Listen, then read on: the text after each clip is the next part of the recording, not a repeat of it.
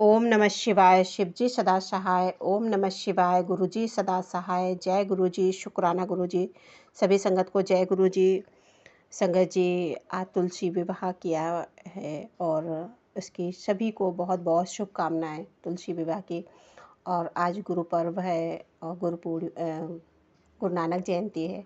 संगत जी, गुरु नानक जयंती की बहुत बहुत सभी को शुभकामनाएं। और सभी को गुरु नानक देव ने ही गुरु के दर्जा होने का सबको सिखाया है। तो सबसे पहले गुरु नानक जी को कोटि कोटि प्रणाम। संगत जी, शिव महापुराण रुद्र संहिता भाग 5 का 2 से लेके 5 तक अध्याय है संगत जी। और बहुत ध्यान से सभी संगत सुनेगी और शुक्राना जरूर करेंगे संगत जी। ये सेवा सभी लोग करेंगे और इस सेवा के भागीदार सभी संगत बनेगी। और संगत जी, एक चीज़ और होती है, गुरुपा हमारे शिव महापुराण से बहुत सारे सवालों के जवाब देते हैं। जब हमारे मन में बहुत सारे सवाल उठ रहे होते हैं, उनका समाधान करने के लिए ही गुरुपा ये शिव महापुराण पढ़वाते हैं। और कहते हैं हमारे पूर्वजों का भी उद्धार होता है, कल्याण होता है। शुक्राना है गुरुपिता, शुक्राना। संगत जी, शुरू करते हैं। बहुत ध्यान से सुनेंगे सभी संगत। देवों का शिव जी के पास जाकर उनका स्तवन करना, शिव जी के त्रिपुर वध के लिए उदित न होने पर ब्रह्मा और विष्णु का उन्हें समझाना, विष्णु के बताए हुए शिव मंत्र का देवों द्वारा विष्णु द्वारा जाप, शिव जी की प्रसन्नता और उनके लिए विश्वकर्मा द्वारा सर्वदेवमय रथ का निर्माण। व्यास जी ने पूछा, सनत कुमार, जब भाइयों और पूर्ववासियों सहित उस दैत्यराज की बुद्धि विशेष रूप से मोहाच्छन्न हो गई, तब उनके बाद कौन सी घटना घटी? विभो, वह सारा वृत्तांत वर्णन कीजिए। सनत कुमार ने कहा, महर्षि, जब तीनों पुरों की पूर्वोक्त दशा हो गई, दैत्यों ने शिवावर्चन का परित्याग कर दिया, संपूर्ण स्त्री धर्म नष्ट हो गया और चारों ओर दुराचार फैल गया। तब भगवान विष्णु और ब्रह्मा के साथ सब देवता कैलाश पर्वत पर गए और सुंदर शब्दों में शिव की स्तुति करने लगे। महेश्वर देव, आप परमात्म आत्मबल से संपन्न है। आप ही सृष्टि के कर्ता, ब्रह्मा पालक और विष्णु संहार रुद्र हैं। पर ब्रह्म स्वरूप आपको नमस्कार। को महादेव का स्तवन करके देवों ने उन्हें साष्टांग प्रणाम किया। फिर भगवान विष्णु ने जल में खड़े हो अपने स्वामी परमेश्वर शिव का मन स्मरण करके तन्मय हो दक्षिणामूर्ति के द्वारा प्रकट रुद्र मंत्र का 1.5 करोड़ शेष की असंख्य तप जप किया। तब तक सभी देवता उन महेश्वर में मन लगाकर यूं उनकी स्तुति करते रहे। देवों ने कहा, प्रभु, आप समस्त प्राणियों के आत्मस्वरूप कल्याण करता और भक्तों की पीड़ा हरने वाले हो। आपके गले में नील चिन्ह है, जिससे आप नीलकंठ कहलाते हैं। आप चिन्ह और प्रचेता हैं। आप रुद्र को हमारा प्रणाम। असुर निकंदन, आप ही हमारी सारी आपत्तियों के निवारण करने वाले हैं।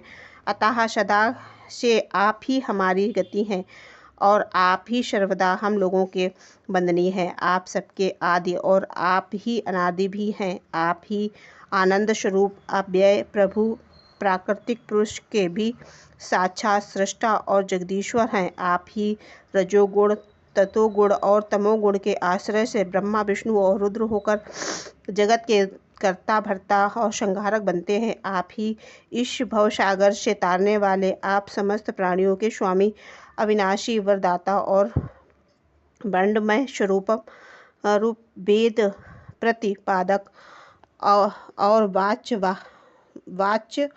वाचकता से रहित योग वेदता योगी, आप ईशान से भी मुक्ति की याचना करते हैं और आप योगियों के हृदय कमल की कर्णिका पर विराजमान रहते हैं। वेद और सनातन करते हैं कि आप पर ब्रह्म स्वरूप, तत्व स्वरूप, तेजो राशि और पराशपर हैं।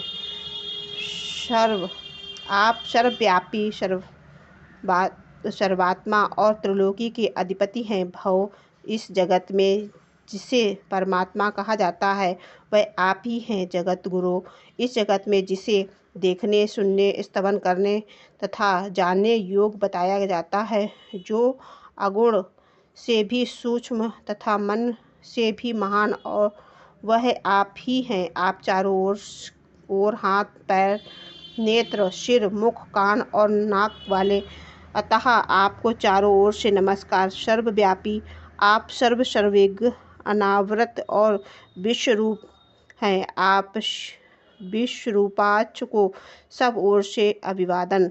और आप सर्वेश्वर, भावाध्यक्ष, सत्यमय, कल्याणकर्ता, अनुपम में और करोड़ों सूर्य के समान प्रभावशाली हैं। आपको हम चारों ओर से दंडवत प्रणाम करते हैं।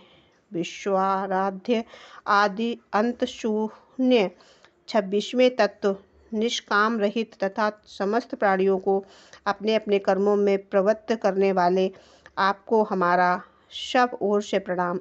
आप प्रकृति के प्रवर्तक हैं, सबके प्रति तम हैं और समस्त शरीर में व्याप्त हैं। आप परमेश्वर को हमारा नमस्कार। श्रुतियों तथा श्रुतु तत्व के ज्ञाता विज्ञ जन आपको वरदायक, समस्त भूतों में निवास करने वाले स्वयं शंभु और श्रुति तत्व बताते हैं। नाथ, अपने जगत में उनको ऐसा कार्य कीजिए कि ये और जो हमारे समझने से परे है। इसीलिए देवता, असुर, ब्राह्मण और अन्य स्थवर जंगम भी आपकी स्तुति करते हैं। शंभो, त्रिपुरारी दैत्यों उन्हें हमें प्रायः नष्ट सा कर डाला है, अतः आप शीघ्र ही उन असुरों का विनाश करके हमारी रक्षा कीजिए, क्योंकि देव वल्लभ हम देवों के एकमात्र आप ही गति हैं। परमेश्वर इस समय आपकी माया से मोहित हो गए हैं, अतः प्रभु ये भगवान विष्णु द्वारा बताई गई युक्ति के चक्र में फंसकर सारा धर्म कर्म छोड़ बैठे हैं।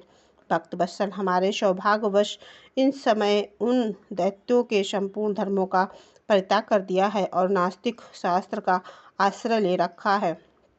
शरणदाता, आप सदा से देवताओं का कार्य करते आए हैं, इसीलिए आज भी हम लोग अपने शरणापन्न हुए हैं। आपकी जैसी इच्छा हो वैसा कीजिए। सनत कुमार कहते हैं कि मुनीश्वर, इस प्रकार महेश्वर स्तवन करके देवगण दीन भाव से अंजलि बांधकर सामने खड़े हो। उस समय उनके मस्तक झुके हुए थे। इस प्रकार सब सुरेश आदि देवताओं ने महेश्वर की स्तुति की और विष्णु ने ईशान संबंधी मंत्र का जाप किया और तथा सर्वेश्वर भगवान शिव प्रसन्न हो गए और वृषभ पर सवार हो वहीं प्रकट हो गए। इस समय पार्वती पति शिव का मन प्रसन्न था। उन्होंने नंदीश्वर की पीठ से उतरकर विष्णु का आलिंगन किया और फिर वे नंदी पर हाथ फेर कर खड़े हो गए और संपूर्ण देवताओं की ओर कृपा भरी दृष्टि से देखकर गंभीर वाणी में श्री हरि से बोले। शिव जी ने कहा कि देव श्रेष्ठ, उन अधर्मनिष्ठ दैत्यों के तीनों पुरों को मैं नष्ट कर डालूंगा, इसमें संशय नहीं है, परंतु वे महादैत्य मेरे भक्त थे और उनका मन सुदृढ़ रूप से मुझ में लगा रहता था। अतः यद्यपि इस समय उन्होंने व्याज वंश उत्तम धर्म का परित्याग कर दिया है, तथापि क्या वे मेरे ही द्वारा मरने योग्य हैं। इसीलिए उन्होंने त्रिपुरवासी सारे दैत्यों को धर्म भ्रष्ट करके मेरी भक्ति से विमुख कर दिया है। वे विष्णु तथा अन्य कोई भी उन्हें क्यों नहीं मारते। मुनीश्वर शंभु ने यह वचन सुनकर उन समस्त देवताओं का और तथा श्री हरि का भी मन उदास हो गया। उस सृष्टिकर्ता ब्रह्मा ने देखा कि देवता और विष्णु के मुख पर उदासी छा गई है, तब उन्होंने हाथ जोड़कर शंभु से कहना आरंभ किया। ब्रह्मा जी बोले, परमेश्वर, आप योग वेदांतों में श्रेष्ठ पर ब्रह्म तथा सदा से देवताओं और ऋषियों की रक्षा में तत्पर हैं, अतः आपका स्पर्श नहीं कर सकता। साथ ही आपके आदेश से ही जो उन्हें मुंह में डाला गया है उसके प्रेरक तो आप ही हैं। इस समय अवश्य ही उन्होंने अपने धर्म का परित्याग कर दिया है और वे अपनी भक्त से विमुख हो गए हैं। यद्यपि अपने सिवा दूसरों कोई उनका वध नहीं कर सकता। देवों और ऋषियों के प्राण रक्षक महादेव साधुओं की रक्षा के लिए अपने द्वारा उन अम्लेच्छों का वध उचित है। आप तो राजा हैं, अतः राजा को धर्मानुसार पापियों का वध करने में कोई पाप नहीं लगता। इसीलिए इस कांटे को उखाड़ कर साधु ब्राह्मणों की रक्षा कीजिए।